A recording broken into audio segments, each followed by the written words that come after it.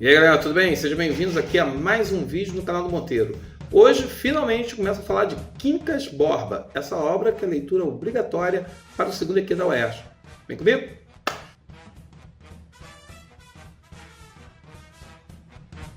E aí galera, tudo bem? Meu nome é Sérgio Monteiro, professor de português e literatura, e estou trabalhando aqui agora com Quincas Borba. Antes de mais nada, peço um favor a vocês. Eu gostaria que vocês se inscrevessem no canal, aqui no canal do Monteiro. A gente está disponibilizando material, vou estar produzindo vídeos, vou estar produzindo sempre algo para ajudar vocês a fazer uma boa prova da UERJ. Diferente do primeiro EQ, que nós fizemos vídeos aí para o Luiz Fernando Veríssimo, foram 40 vídeos, e foi assim, uma carga muito pesada. Agora, a gente não deve fazer tantos vídeos porque o tempo é muito curto.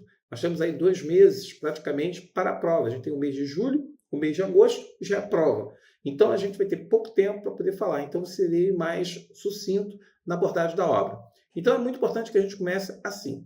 Quincas Borba é um romance publicado em 1891. Ele havia sido publicado semanalmente em forma de folhetim e depois foi reunido em um romance e publicado. Bem, o livro, no caso, ele acompanha a jornada de Rubião. Mas e o título Quincas Borba? Bem, o título é Quincas Borba porque ele faz referência ao filósofo Quincas Borba e sua teoria do humanitismo, que é uma teoria do Humanitas que ele procura propagar, que ele procura desenvolver. O engraçado é que ele já havia aparecido antes, lá em Memórias Póstumas de Brás Cubas, e aqui ele ganha um certo fôlego, nos capítulos iniciais até a sua morte pela loucura. Bem, mas é importante que você entenda que o narrador, quando a gente vai analisar uma obra, vamos pegar os 5 elementos da narrativa para a gente poder se colocar, a gente poder entender como é que constrói essa história.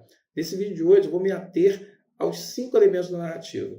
Como assim? Eu vou falar sobre o narrador, que é um narrador onipresente, onisciente, e ele permite essa abordagem de uma forma bem interessante da obra, porque ele vai mergulhar na psicologia, ele vai cavucar a cabeça dos personagens, ele vai cavucar a própria cabeça do Rubião para poder mostrar como que o processo do Rubião, um simples professor que vai passar a capitalista e que vai ser devorado pelo meio. Então, entender que essa obra ela é uma ironia, uma crítica ao cientificismo que estava na época em voga, principalmente Augusto Comte com o positivismo, principalmente as ideias do darwinismo, que aqui na sociedade do Rio de Janeiro isso vai ser colocado à prova. Então, assim, apesar dele usar as teorias científicas no romance, ele ironiza, ele critica. Ele não é um naturalista. O naturalismo que vai fazer justamente o quê? Essa abordagem apoiada nas teorias científicas. Então, o narrador ele é onipresente, onisciente, que permite a gente que nós entendamos o que acontece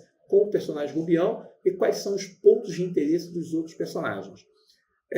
A gente tem como personagem, o protagonista, é o Pedro Rubião de Alvarenga, que é herdeiro dos bens do filósofo Quincas Borba, mas ele é herdeiro e ele tem que, para assumir essa herança, ele tem que ficar com o cão Quincas Borba, que vai ser um personagem.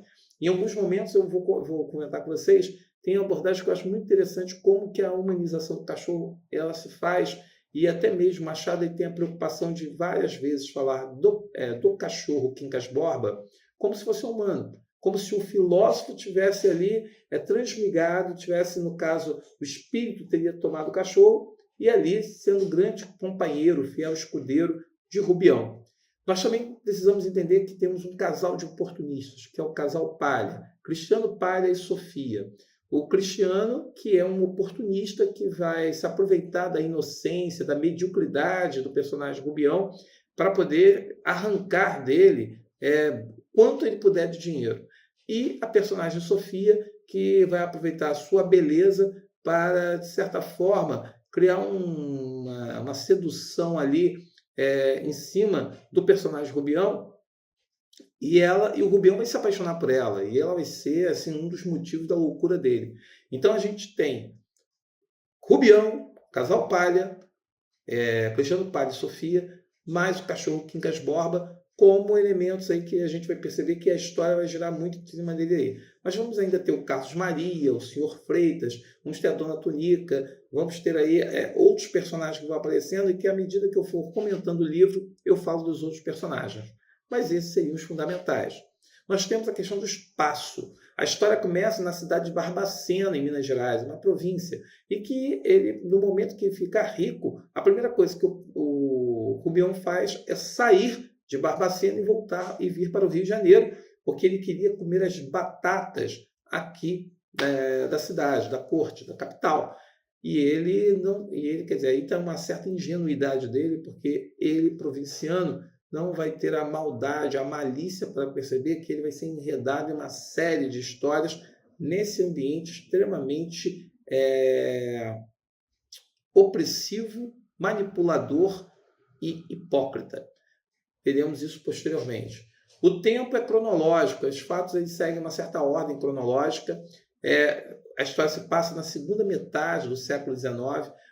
Nós vamos observar que Machado ele vai te oferecer uma série de informações, de fatos históricos que estão desse período, que é a segunda metade do século XIX, e ele vai colocar essas informações dentro, até mesmo o político Camacho, que o nome Camacho aí sugere uma outra coisa também.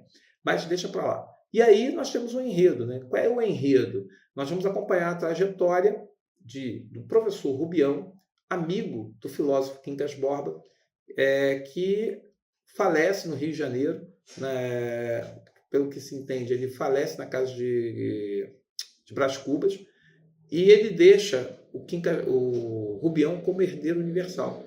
E o Rubião, ele, quando herda essa grana, ele vê que ele está condicionado a cuidar do cachorro, como se fosse o amigo dele. Então ele tem que exaltar, cuidar. E quando o cachorro morrer, então vai ter que cuidar dessa morte, vai ter que fazer com que o cachorro seja louvado, porque o grande amigo do Quincas Borba é o cachorro Quincas Borba. E nós vamos acompanhar a jornada de Rubião vindo para o Rio de Janeiro, que vai ter logo o primeiro contato com o casal Palha e Sofia Palha, e a inocência do nosso amigo é grande, e ele já revela ser herdeiro de uma grande fortuna, o que faz com que o Cristiano dali já comece a ficar já interessado nele. E a partir daí a gente vai observando como que o Cristiano vai se aproximar e vai levar o Rubião a perder tudo. Ele vai ser espoliado. E o pai ainda deixa a Sofia ali, né, a esposa dele. Ele percebe que o Rubião é apaixonado pela Sofia. E se apaixona pela Sofia, se apaixona perdidamente. E isso vai fazer com que ele vá entrando num percurso de loucura, e essa loucura vai fazendo com que ele perca totalmente a noção dos fatos até ser internado. E ali ele vai fugir, volta para a cidade de Barbacena, ele e o cachorro, Quincas Borba, e morre. Abandonado, esquecido. Muitos tiraram a riqueza dele, a riqueza que ele tinha, que ele achava que ele ia devorar a cidade, ele foi devorado. E é uma questão meio determinista, né? O meio acaba fazendo com que se imponha às vontades individuais. E ainda você tem uma questão ali, né? Que é a imagem das batatas. Ao vencedor as batatas. Quer dizer, nos seus delírios, nas suas loucuras, Rubião não consegue perceber que ele não é o vencedor. Ele foi o perdedor. Mas ele não consegue enxergar isso dentro dos seus delírios, na sua loucura. É sobre esse enredo que a gente vai trabalhar, que a gente vai discutir, e tem muita coisa boa para se falar. Conto com vocês nessa jornada e me siga nas minhas redes sociais e adquira o e-book que eu fiz com 7 simulados, 105 questões inéditas sobre o livro Memórias, Quincas Borba e Memórias. Quincas Borba. Tá bom? Um abraço. Tchau, tchau. Até a próxima.